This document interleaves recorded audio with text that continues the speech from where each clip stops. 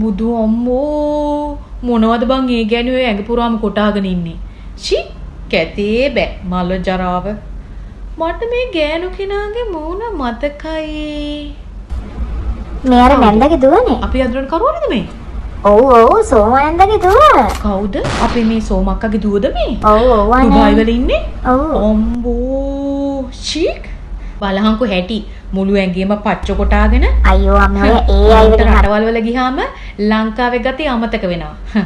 අම්මන්ඩි උන්ට කොහොමද කියන්නේ මුළු ගමේම පතුරවන්නේ දැන් මගේ දුව පවුලත් එක්කම ඩුබායි ඉන්නේ කියලා. අම්මේ ඒ වුණාට මේ දුවගේ හැටි අයියෝ යකෝ ඕවා කොටාගෙන ගමට එන්න පුළුවන්ද මං අහන්නේ. කියන්න දෙන්නේ නැහැ බෑනේ අම්මපා. අපිටත් දකින්න ලැජ්ජයි. ෂි ගමේ කියන්නත් ලැජ්ජයි. කොටින්ම කිව්වා. අයියෝ අම්මේ මේ ඒ අය වලින් හදපු එක. ඒ අය නෙමෙයි බං මොන අය වුණත් කියහන් කොහොමත් කොටා ගන්නවද මුළු ඇඟේම පච්ච? චී ඔහොම ගේනු. අම්මපා ගමට එන දෙන්න හොඳ නැහැ ඔය වගේ ගෑනුන්ට ගල් ගහලා එලවන්න ඕනේ. ගමේ කෙල්ලක්වත් හදාගන්න පුළුවන්ද ඕන් දැන් ගමට ආවම ඕව කොටාගෙන? ඈ මං අහන්නේ ඒ අය නෙමෙයි මොන අය වුණත් යකෝ තමන්ගේ චරිත තියාගෙන ඉන්න දැනගන්න එපා. ඩුබායි නේ මොනවා වුණා. මොනවද මේ කියවන්නේ? ඒකට මහා අම්මන්ඩි නම් රංගන්නේ කොහොමද? මේ දුව මලෙන් උපන්නා වගේ. හරි ලොකු වෙන්නේ ඉන්නේ. දැන් දුවයි බෑනයි ඉන්නවා කියලා ඩුබායි. නේ ඉතින් අපිට නම් මොකටද? මේ උඹ එහෙම යන්නේ උනට වඩා කතාවට ඔය ගෑනිත් එක්ක. මං නම් කැමතිත් නෑ. උඹලා එක්ක පොඩි කාලේ සෙල්ලම් කරා තමා. එහෙනම් බලහන්කෝ දැන්. සිංහලකම ගෑවිලාවක් තියනවද බලහන්? කොණ්ඩේ පාට කරගෙන මුළු ඇඟේම පච්ච කොටාගෙන. ඊෂි හිරි කිතේ බෑ මට නම්. අයියෝ කියන එක තේරුම් ගන්න නෑනේ මෙයා. මහ ලොකුවට ගම පුරා කියවනවනේ. හිටහන්කෝ මං අද ගිහින් කතා කරන්න. අම්මේ මේ ඒ අය. ඒ අය ගා ඉන්න පබන්. හරි මම දන්නවා. ඒ අය. මං ගිහින් එන්නම් පාර දිහාට. වැස්සොත් එහෙම රෙදි ටික අරන් දාන්න ඈ. හදිසියෙ මොකද යන්නේ? ගිහින් එන්නම්කෝ පාර දිහාට. මොකටද කියන්නකෝ? හරි හරි උඹ කටවහන් හිටහන්කෝ.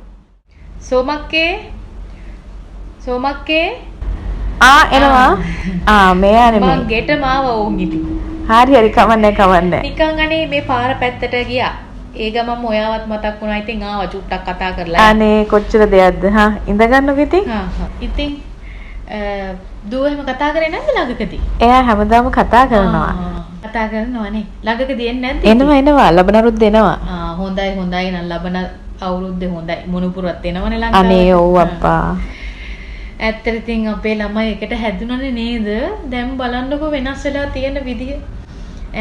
එකට කෙලිසෙල්ලම් කරපු දරුවෝ කොහෙද? අපේ උන් ගෙවල් වල උන් ඩුබායි නේද ඉතින්. එහෙම තමයි. ඉතින් අපි වයසට යනවා ළමයි ලොකු වෙනවා. මේ මම පොඩි දෙයක් කියන්නත් එක්ක ආවේ. කවුරුණත් දරුවෝනේ බං. උන් දැන් ලොකු මහත් උනා කියලා අපිට තාම පොඩි දරුවෝනේ. අපේ දුවයි ඔයාගේ දුවයි එකට සෙල්ලම් කරේ. ඔයාගේ මොකද මගේ මොකද? ඒක හරි. ඉතින් මම මේ කතා කරන්න ආවේ ඔයා එක්ක විශේෂ කාරණාවක්. මං කැමති නෑ මගේ දුවට කවුරුත් වචන කියනවට. ඒ වගේම තමයි ඔයාගේ දුවට වචන කියනවටත් මං කැමති නෑ. අපේ ගමේ උන්ගේ හැටි දන්නවනේ බං. ඔවුන් දැන් පුදුමාකාර ඉරිසියාවකින් ඉන්නේ ඔයාගේ දුව එක්ක. ඒ මොකද දුව දැන් රට ගිහිල්ලා පවුල් පන්සල් වෙලා එහෙමනේ ඉන්නේ බං අවුරුදු ගාණක්. එතකොට අපේ ගමේ මිනිස්සුන්ට නිකන් ඇඟට කටු වලින් අයිනවා වගේ. ඔය කොච්චර හොඳට කතා කරත් ඔවුන් කැමති නෑ. පුදුමාකාර තරහකින් ඉන්නේ ඇත්තටම උඹ එක්ක උනා. හොඳ මූණ පෙන්නගෙන කතා කරාට ඔයා හිතන්න එපා ඇත්ත කියලා. හරි මොකද්ද ඔයා කියන්න හදන්නේ කියන්නේ කොයා ඔහොම කියද්දි මටත් බෑ. මොකද්ද ප්‍රශ්නේ? මම දැක්ක අපේ කෙල්ලාදර Facebook ද මොකක්ද එක බල ඉද්දි දුවගේ ෆොටෝ එකක් තියෙනවා. මම මේ ගැන කියන්නත් එක්ක ආවේ. ඉතින් මොකක්ද තිබ්බේ? කොටලද කොහෙද කෙල්ල? බොරු නෙමෙයි. කෝල් එකක් දීලා ඕන්නම් අහපන්කෝ. වෙන්න බෑනේ. නෑ ඉතින්. දැන් ඔය අලුත් කාලේ ළමයි ඔහොම තමා. ඒ වුණාට දැන් ඔය ළමයා ඕක පිටින් ගමට ආවොත් දෙයියනේ ගමු මොනවන කියයිද? ගල් ගහයි බං. දන්නවනේ කැමති නෑ කියලා. ඕන් කියයි මේගොල්ලෝ මෙහෙම රටවල් වල ගිහිල්ලා පච්ච කොටාගෙන ආවට පස්සේ ගමේ ළමයිනුත් නරක වෙනවා. ගමේ කෙල්ලොත් පච්ච කොටන්න ඕනි කියලා උඹට ඇවිල්ලා කිව්වොත් මොකද කියන්නේ? මොනවා වුණත් හරි නෑනේ. මම මේ ඒකයි ඔයාට කියන්න ආවේ චුට්ටක් කෙල්ලට මේ ගමටත් එන්න එපා බං මොනවා වුණත් නේද? ටත් ගමේ කී දෙනෙක් ඕක දැකලා ඇද්ද? හිට අනිද්දා වෙද්දි මුළු ගමේම ඕක පැතිරේ. අනිවාර්යෙන් දන්නවනේ අපේ ගමේ ගෑනු. මන්නම් කෙනවා කෝල් කරලා කියන්න ඕක ළමයට. මුළු ඇඟේම කොටාගෙන තිබ්බා. මන් දැක්කේ නෑනේ. හිටහකෝ මං කෝල් එක කරන් බලන්න. මොකද්ද මේ කරලා තියෙන විකාරී කියලා බලන්න. හිටහකෝ පොඩ්ඩක්. හෙලෝ අම්මේ. හෙලෝ කොහෙද ඉන්නේ? මං ගෙදර ඉන්නේ අම්මේ. මට දෙයක් අහන්න තියෙනවා. ඊට කලින් වීඩියෝ කොන් කරන්නකෝ. හරි ඉන්න. මං ඔන් කරන්නම්. කොහොමකුත් නෑනේ. මේ බලන්නකෝ යම් බලන්නකෝ. මොනවද මොකුත් නැත්තේ? පුතේ නෑ මේ නැන්ද ඇවිල්ලා කිව්වා ඔයා මුළු ඇඟෙම පච්ච කොටාගෙන අර පින්තූරය දාලා තිබ්බා කියලා මොකද්ද මේ FB එකේද මොකේද? මොකක්? අයියෝ ඒක AI යනේ. මං කොටාගත්ත ඇති පච්චයක් නැහැ. ඒ AI වලින් හදන්න පුළුවන් බොරු පින්තූර.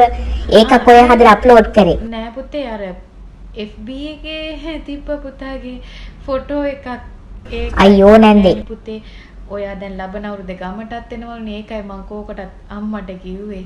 අයියෝ නැන්දේ. ඔයා ඒක බලද්දි ඒව චුට්ටක් හොයලා බලලා කතා කරන්න. නැත්තම් ගෙවල් වල මිනිස්සු බය වෙනවනේ. මොනවා කරනවද දන්නේ නැනේ ඔයා. ඔයා මේ පින්තූරේ දැක් වෙලා අහන්න එපා. නංගිගෙන් හරි කාගෙන් හරි මේ මොකද්ද කියලා. ඒතර ඒගොල්ලෝ කියනවනේ AI වලින් හදපු බොරු පින්තූරයක් කියලා. අනේ මේ මට වැඩ තියෙනවා මේ. මං ෆෝන් එක කට් කරනවා. බුදුසන්නයි හා. අයියෝ බලන්න කොයත් කරපු දේ. මං තාම පොඩ්ඩක් ඊළඟට බයිනවා. කවුද දන්නේ බං ඕවා? එහෙනම් ඉතින් කමන්නේ කොහොම හරි කමන්නේ.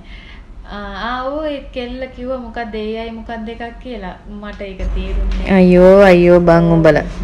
හරි. තේ එකක් හදාගෙන ඉන්නද? සීන් ටිකක් වැඩියෙන් දාන්න. හරි.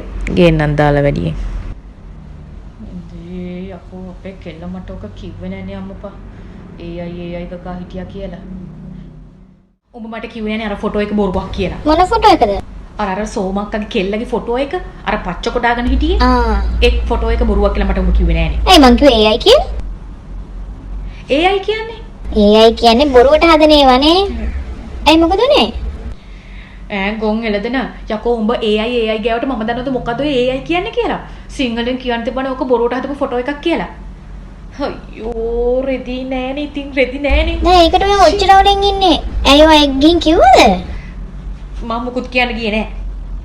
එහෙනම් ඇයි අවුලෙන් ඉන්නේ? අනේ මේ උඹට ඒ පැහිච්ච කම්මලින් වැඩක් නෑනේ.